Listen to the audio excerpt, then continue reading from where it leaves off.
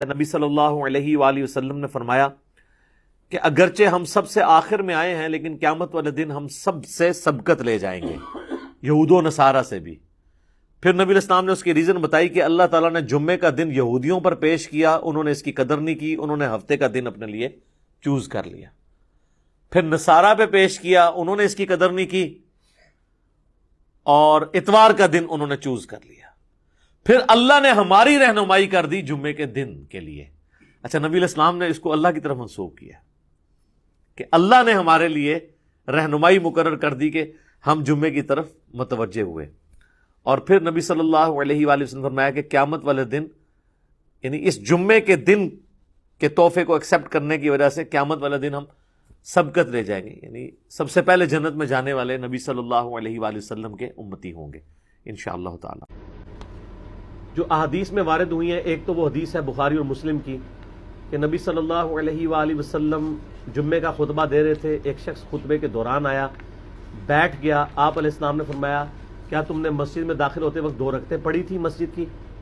کہا یا رسول اللہ نہیں۔ فرمایا پہلے وہ پڑھو لیکن مختصر پڑھو۔ وہ پڑھوائی خطبے کے دوران، تقریر کے دوران، چاہے عربی والا خطبہ ہو چاہے اردو والا، کیونکہ نبی علیہ السلام کی تو تقریر وہی ہوتی تھی، ہم نے علیحدہ کی ہے نا۔ وہ 2 رکعتیں تو نماز سے پہلے ضروری ہیں کم از کم۔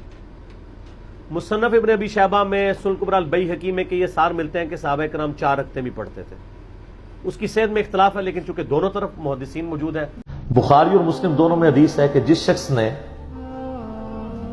اذان کا جواب دیا، یعنی وہی کلمات ریپیٹ کی، ڈیٹیلڈ حدیث مسلم میں آتی ہے، بخاری میں بھی ہے، اس کے بعد ایک دفعہ درود شریف پڑھا اور پھر اللہ کے حضور میرے لیے وسیلہ کے مرتبے کی دعا کی، جو جنت میں ایک مقام ہے، اور میں اللہ سے امید کرتا ہوں کہ وہ کائنات میں ایک شخص کو ملنا ہے اور وہ میں ہی ہوں، تو جس نے بھی میرے لیے دعا کی کہ مجھے اللہ وہ وسیلہ کا مقام دے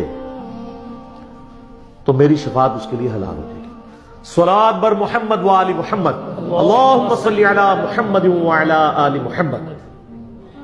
ایک جمعہ سے دوسرا جمعہ، ایک رمضان سے دوسرا رمضان، سارے گناہوں کا کفارہ بن جاتے ہیں۔ جو گناہ معاف ہوتے ہیں وہ کون سے ہوتے ہیں؟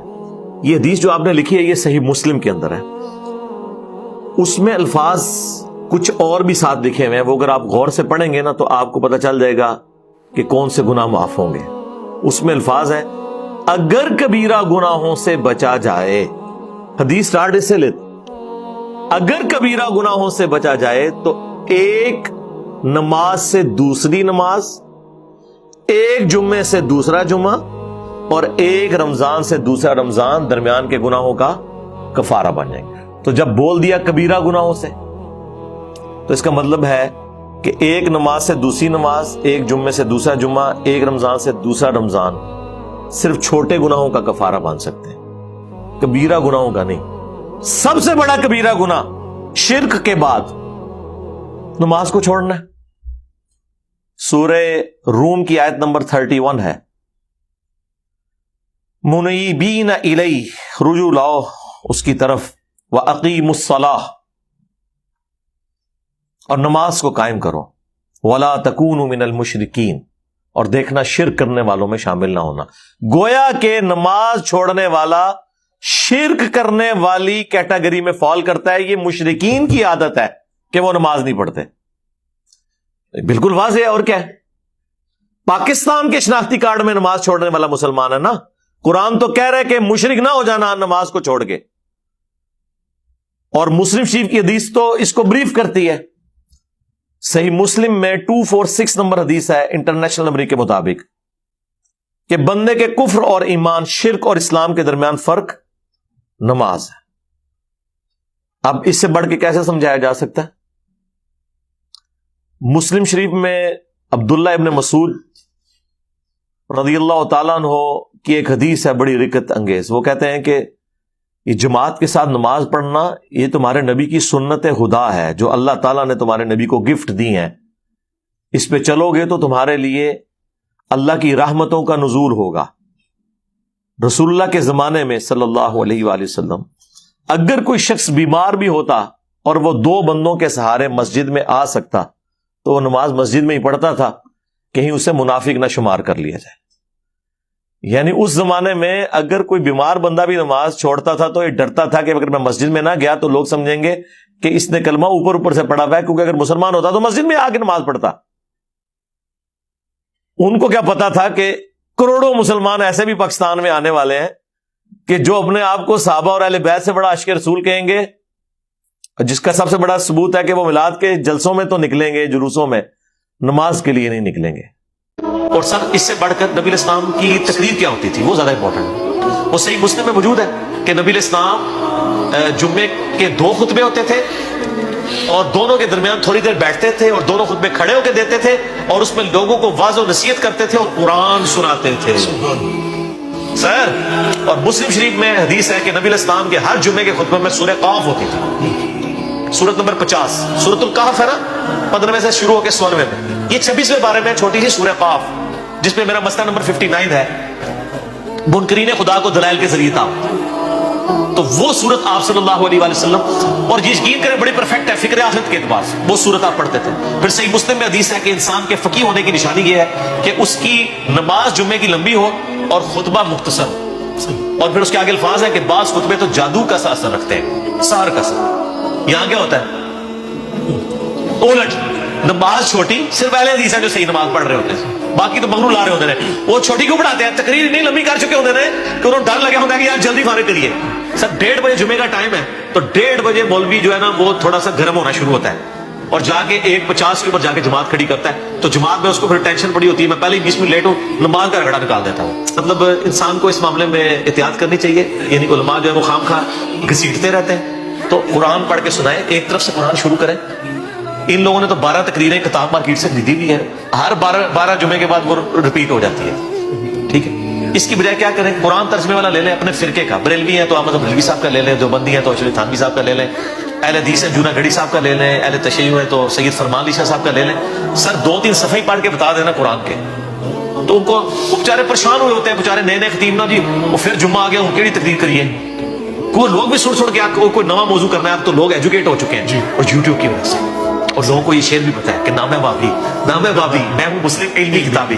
کئی لوگ تو اب کہتے ہیں سر جمعہ پڑھنے میں مزہ ہی نہیں آتا، ہر چیز ہی کہانی لگتی ہے، وہ ہے ہی وہ پہلے بھی کہانی سی، لیکن چونکہ تو ہمیں پتہ نہیں سی کہ کہانی ہے، ٹھیک ہے، تو وہ بڑی مشکل سے لوگ سنتے ہیں۔ تو اب طریقہ یہ ہے کہ سر آپ کہانی کے بجائے ان کو کہ سر قرآن ترجمے سے شروع کر لیں۔ یار قرآن پاک اتنی موٹی کتاب ہے کہ یہ ان کو کئی سال چاہیے ختم کرنے کے لیے۔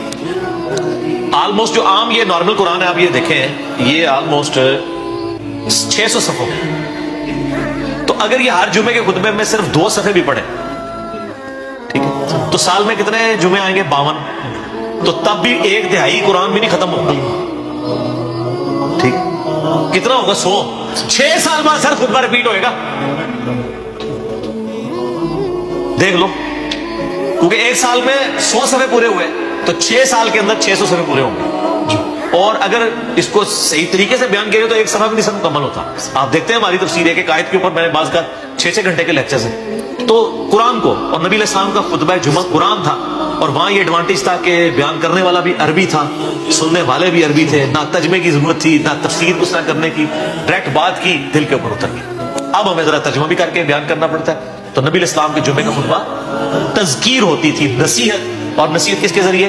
قرآن کے ذریعے۔ اور مزے کی بات کہوں، جو سورہ قاف ہے نا، صحیح مسلم میں اوپر تلے 4 حدیثیں ہیں، وہ صحابیہ کہتی ہیں کہ نبی علیہ السلام چونکہ آج جمعے میں پڑھتے تھے، مجھے زبانی یاد ہوگی سن کے سورہ قاف، اور سورہ قاف کی ہی آخری آیت ہے فذکر بالقرآن من یخاف وعید، اے نبی قرآن کے ذریعے نصیحت کیا کریں ان لوگوں کو جو اللہ کی دھمکی سے ڈرتے ہیں۔ تو نبی علیہ السلام وہ نصیحت اسی سورت سے ہی کر دیتے تھے، فذکر بالقرآن من یخاف وعید، قرآن کے ذریعے، قرآن سے ہی نصیحت کرنی ہے، قرآن سے ہی آپ نے تذکیر کرنی۔ لیکن یہ قرآن کیسے پیش کریں؟ قرآن تو آپ کو پتہ پڑھنے سے بندہ گمراہ ہو جاتا ہے نا، گورے ہدایت پا جاتے ہیں تے کالے ایڑے میں گمراہ ہو جاتے ہیں، ٹھیک ہے۔ وہ ان لوگوں کے چونکہ اپنے عقائد قرآن کے خلاف تھے، اس لیے انہوں نے یہ ڈھنڈورا پیٹا۔ تو نصیحت بھی قرآن سے، اور وہ بخاری مسلم کی حدیث میں نے بیان کی تھی انڈے کے حلال ہونے کی، اس میں بھی الفاظ پتہ کیا، سب سے پہلے جو آتا ہے اس کو اونٹ کی قربانی کا ثواب، اس کے بعد والے کو گائے کا، اس کے بعد والے کو بھیڑ کا، اس کے بعد والے کو مرغی کا، اس کے بعد والے کو انڈے کا، اس کے بعد آگے الفاظ ہے پھر فرشتے جو رجسٹر بند کر دیتے ہیں، وَيَسْتَمِعُونَ الذِّكْرَ، اور پھر وہ کان لگا کے تذکیر جو نصیحت کر رہا ہوتا ہے نا، وائز، وہ سننا شروع کر دیتے ہیں۔ فرشتے بھی تقریریں سنتے ہیں. ویسے تھوڑیاں کہانیاں سن کے تو فرشتے بھی ہنستے ہونے تھے, بندے ہنس رہے تھے. یار یقین کریں مجھے تو اب فرشتوں کے اوپر آ رہا ہے. یار فرشتے کیا سوچتے ہوں گے یار کہ ان کو اللہ تعالیٰ نے ایک پیغمبر دیا, کتاب محفوظ کی, یہ اس کو چھوڑ کے کہانیاں کرا رہے ہیں. بڑا حوصلہ فرشتہ تھا یقین کرو. پھر بھی تھوڑا نام رجسٹر لکھتے تھے, ہو سکتا ہے نہ لکھتے ان کہانی سننے کے لیے. پہلا بندہ آ گیا, دوسرا آ گیا, تیسرا آ گیا, تے کہانی سن کے اٹھ گیا, تے گھر بھی جا کے کہانی سنائے گا. آپ امیجن کریں کہ فرشتوں کے لیے تو حسب حال ہی بنا ہوا ہے یہ مسجدیں جو ہیں, لیکن ان بیچاروں کی تو اللہ نے ڈیوٹی لگائی ہے. ادروائز یقین کریں آپ کی جو مسجدیں نا ان میں تو وہ کہ یا اللہ اتنے نہ منو بھیجو, لیکن وہ چونکہ پابند ہیں حکم کے تو وہ جاتے ہیں. آپ تو بیچارے کہانیاں سن کے اللہ کو جا کے اللہ کو دس دے ہوں گے کہ جناب کہانیاں نے, ٹھیک ہے نا تو جی نہیں اللہ کو پتا ہوتا ہے لیکن اللہ پوچھتا ہے سر. جی صحیح مسلم میں حدیث ہے کہ جہاں پہ بھی کوئی محفل ہوتی ہے نا وہاں پہ فرشتے ڈھانپ لیتے ہیں, جب وہ واپس جاتے ہیں اللہ تعالیٰ پوچھتا ہے کہاں سے آئے, وہ پوری ڈیٹیل ہے. اور وہ محفل قرآن کے بارے میں, بابوں کی محفلوں کے بارے میں نہیں, وہ تو خیر پازیٹیو سینس میں. تو یہ جو کہانیاں ہیں وہ ظاہر ہے اللہ تعالیٰ کے تو علم ہے, لیکن اللہ تعالیٰ پوچھتا ہے اس لیے کہ اس کا ایک پروسیجر ہے, ایک طریقہ ہے کہ ڈیوٹی لگائی ہے, ذرا ان سے بھی فیڈ بیک لیا جائے.